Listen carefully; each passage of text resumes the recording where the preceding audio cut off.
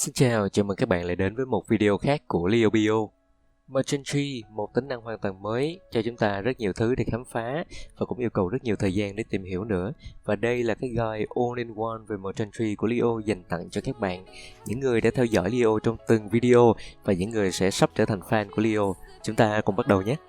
Đầu tiên, chúng ta hãy cùng tìm hiểu Merchant Tree là gì, vì sao bạn muốn tham gia, phần thưởng là gì và vì sao bạn lại muốn đạt rank 4S ở sau mỗi lần Merchant Tree nhé.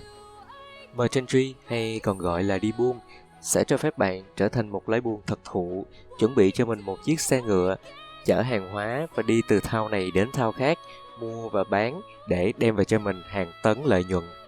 Phần thưởng thì rất là phong phú và rất tuyệt nữa. Ancient Gold Coins, Board Stamps, Ancient Tablets, Blackstone, Skill Books. Những cái nguyên liệu thu thập và rất nhiều những phần thưởng hấp dẫn khác sẽ được update trong khoảng thời gian tới. Xếp hạng Merchant Tree của bạn càng cao, phần thưởng sẽ càng tốt, điểm XP bạn kiếm được sẽ càng nhiều và level Merchant Tree của bạn sẽ tăng càng nhanh. Để chuẩn bị, bạn cần cho mình một chiếc xe ngựa.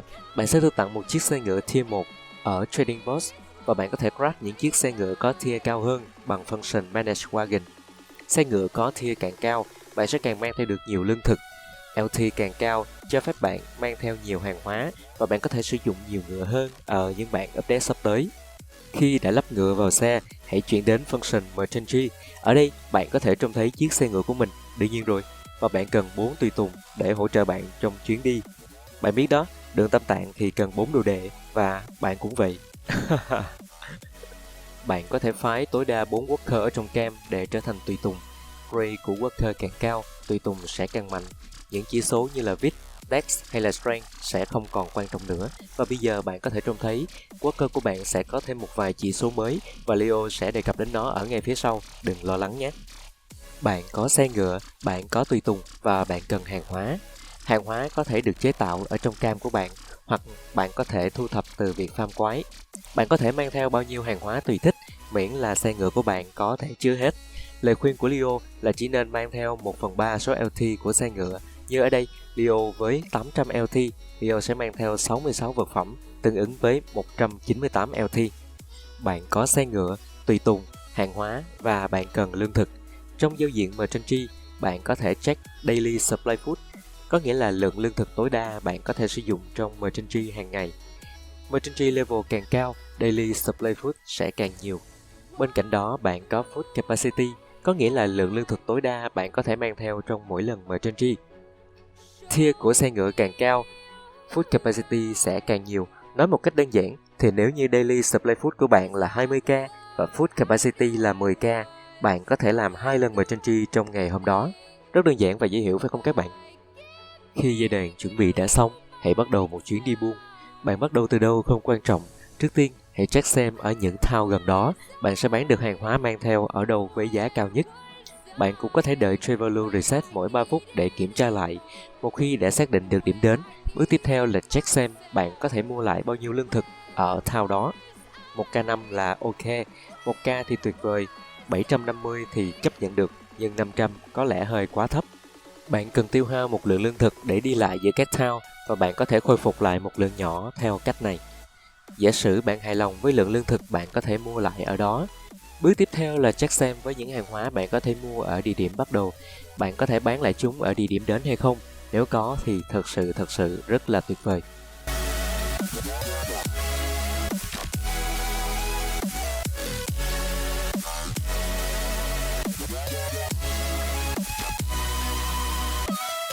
Sau 3 bước kiểm tra, nếu như bạn không hài lòng với kết quả, có nghĩa là lợi nhuận của bạn sẽ rất thấp nếu như bạn bắt đầu một chuyến Merchant Tree theo cách này.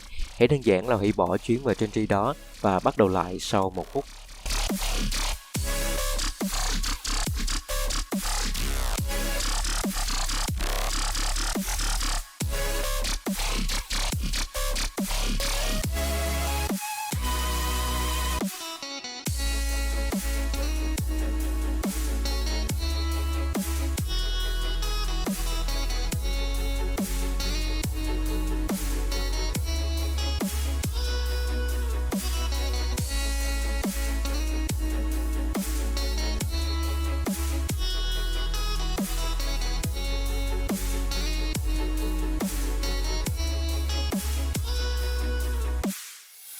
Bây giờ, ở trong lần đi buôn tiếp theo, giả sử bạn hài lòng sau 3 bước kiểm tra đầu tiên, đừng vội bắt đầu.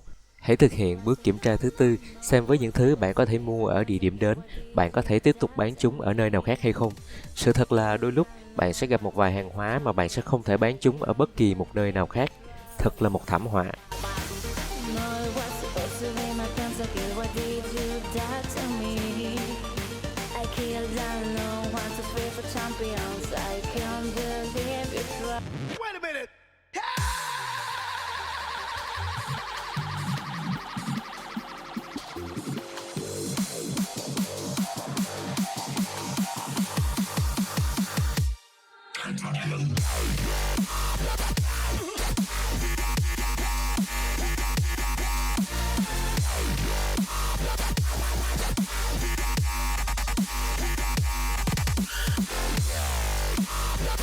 Và bây giờ, sau 4 bước kiểm tra và xác định thành công 2 điểm đến, chúng ta hãy bắt đầu đi buôn thôi nào.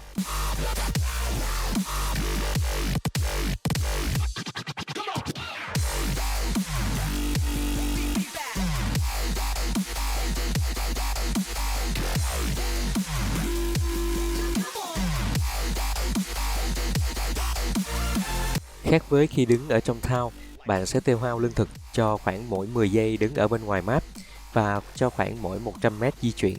Thời gian đứng ở ngoài map càng cao thì bạn sẽ càng tiêu tốn nhiều thức ăn, nói một cách đơn giản là như vậy. Trên đường đi, bạn sẽ bắt gặp rất nhiều sự kiện được phân cấp theo màu sắc: trắng, xanh lá cây, xanh dương, tím và cam.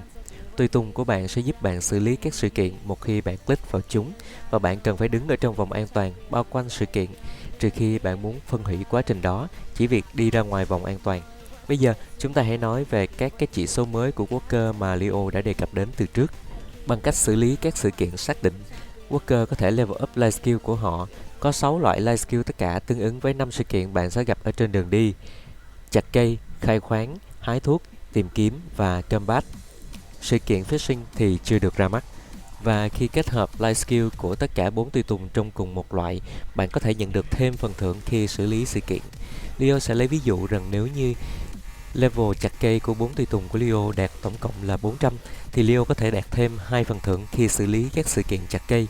Vì vậy, cho nên nếu như bạn đủ thức ăn để di chuyển đến địa điểm đến, thì đừng bỏ lỡ bất kỳ một event nào ở trên đường đi cả. Bạn có thể click vào các icon của event và town để tự động đi đến đó, nhưng đôi khi hệ thống tự động di chuyển sẽ không hoạt động tốt lắm. Nó sẽ gợi ý cho bạn một lối đi mà không có bất kỳ một sự kiện nào cả. Lúc này, bạn cần phải thủ công thay đổi lối đi để có thể xử lý nhiều sự kiện hơn. Wandering Merchants, lái buôn lang thang, đôi khi sẽ xuất hiện ở những địa điểm xác định trên bản đồ, có thể cho bạn rất nhiều deal ngon. Giao dịch với họ cũng không tệ một chút nào, nhưng chỉ nên làm như vậy khi họ không quá cách xa bạn. Đây là lời khuyên của Leo. Và nếu như bạn chưa biết thì bạn thực sự có thể đi những tuyến đường tắt để tiết kiệm rất nhiều lương thực. Bạn có thể theo đúng nghĩa đen là đi băng rừng, vượt suối. Hãy thử và tìm cho mình những tuyến đường tắt yêu thích nhé. Và có một điều tối quan trọng hãy lưu ý rằng, trước khi bắt đầu, bạn nhìn thấy một số lượng lương thực cần thiết để đi đến địa điểm. Nhớ chứ, bạn nhớ chứ. Đây là lượng lương thực cần thiết khi mà bạn di chuyển và chỉ di chuyển, không có ghé lại để làm bất kỳ một event nào khác.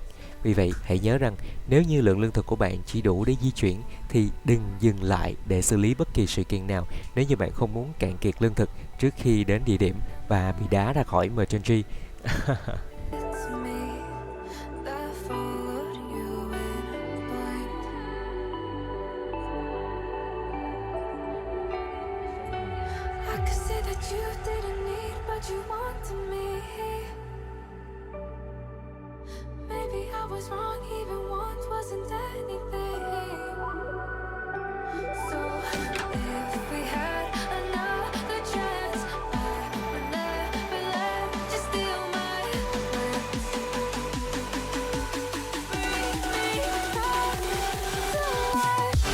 Ok, bây giờ bạn đã đến địa điểm mong muốn để bán hàng hóa và mua lại một ít lương thực. Chúng ta hãy cùng nhau nói về các lái buôn nhé. Họ là những NPC duy nhất mà bạn có thể tương tác được khi thực hiện Merchantry, những người có thể mua và bán hàng hóa cho bạn. Bên cạnh đó, họ còn rất dễ thương khi có thể trao đổi với bạn những vật phẩm như là nguyên liệu thu thập, Condensed Dark Energy, Skillbook Chest và rất nhiều vật phẩm ngon hơn ở sau này nữa. Yêu cầu là bạn phải có một mối quan hệ đủ tốt với họ, hay gọi là điểm rapport.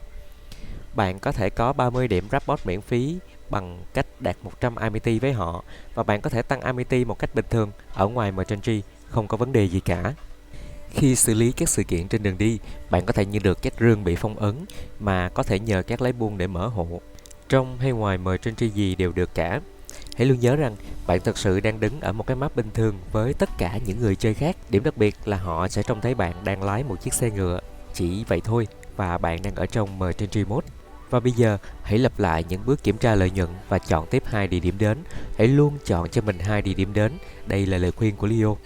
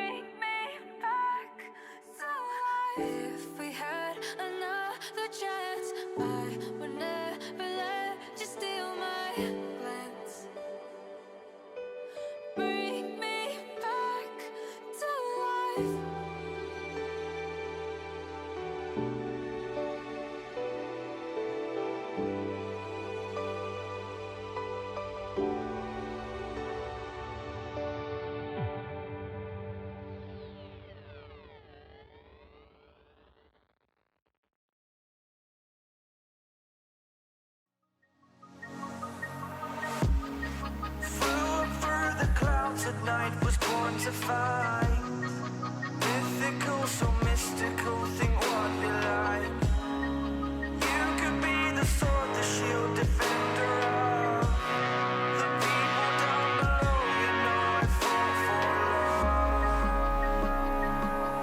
You know I fall for love. You know I fall for love. You know I fall for love. Be kind to those around you, don't be merciless.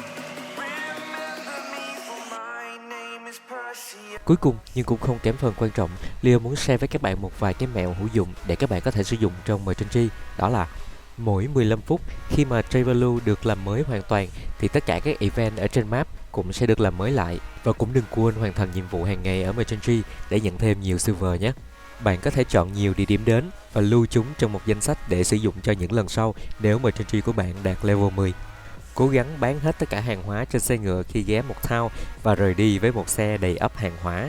Mỗi khi bạn bắt đầu xử lý sự kiện, hãy để các tùy tùng của mình đứng ở đó và đánh xe ngựa tiến lên thẳng một chút, miễn là bạn không rời khỏi vùng an toàn. Đây là cách để bạn có thể tiết kiệm cho mình một ít thời gian.